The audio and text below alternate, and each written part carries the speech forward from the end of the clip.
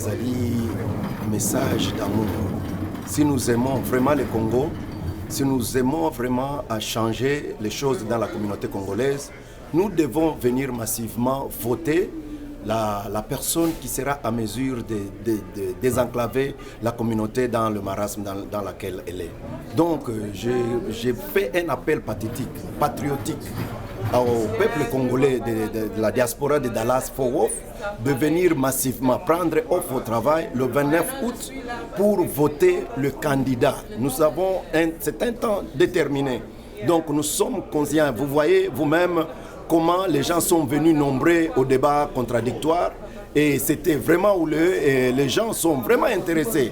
Nous voulons restaurer cette communauté et nous ne pouvons pas le faire si nous ne touchons pas toutes les couches. Alors, je les invite à venir. Pour venir voter, ça demande quoi? Nous avons dit ceci parce que le statut nous demande qu'il faut être membre actif. Parce que vous devez contribuer. Chaque fin du mois, on avait un montant qu'il faut contribuer en tant que membre actif. Mais il s'est fait que nous n'avons pas les databases des gens qui ont contribué, des gens qui n'ont pas qui sont en ordre avec les cotisations ou pas. Alors, nous avons demandé $5 seulement.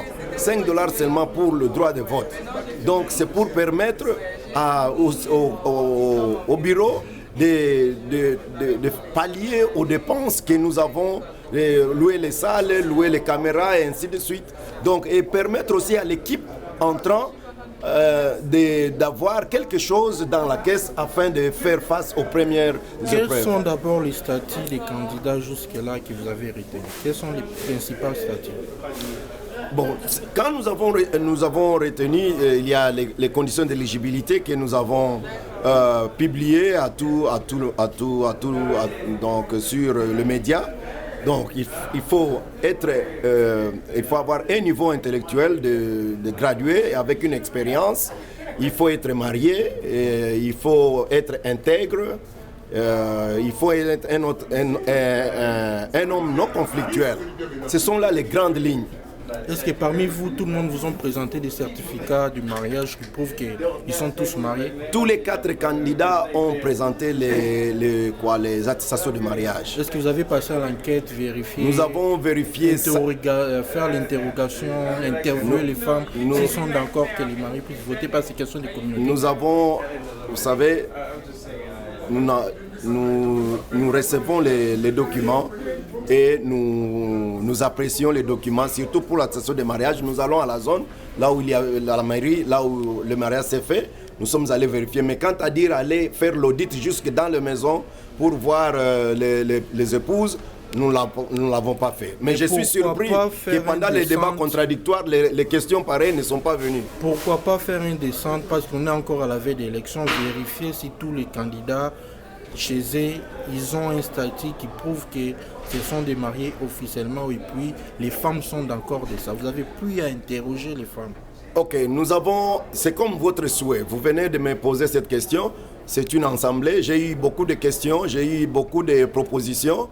Je vais demander aux candidats, en tant que président de la commission électorale, d'amener leurs femmes et enfants le jour des élections. Ok. Amener leurs familles, est-ce que tous les candidats seront capables? C'est là où vous allez vous-même apprécier que ceux qui ne seront pas capables, l'Assemblée plénière va apprécier. Mais moi, je vais leur communiquer officiellement que d'amener leurs femmes et enfants le jour des élections. Ok, merci Papa Michel. Vous pouvez répondre le parti là que vous avez demandé que tout le monde puisse apporter leurs femmes avant que les élections se fassent le 29. Oui, c'est ce que j'ai dit. Il y a beaucoup de gens qui m'ont appelé pour me dire qu'il faudrait que le candidat puisse amener leurs épouses avec leurs enfants parce que pour diriger la communauté, vous devez d'abord commencer par diriger une maison. Et après, vous allez diriger la communauté. Alors, je vais envoyer un email aux candidats de venir avec leurs épouses et leurs enfants les jours des élections. Est-ce que vous tenez à compter sur ça? Vous comptez sur ça? Je vous dis que je vous promets, je suis un homme de Dieu. Quand je dis la parole, je me force à rester derrière ma parole. Je vous donne ma parole. Mais cela ne veut pas dire que si quelqu'un n'amène pas sa femme, donc je ne l'ai pas dit. Je vais leur dire qu'ils amènent leurs épouses avec eux. Merci.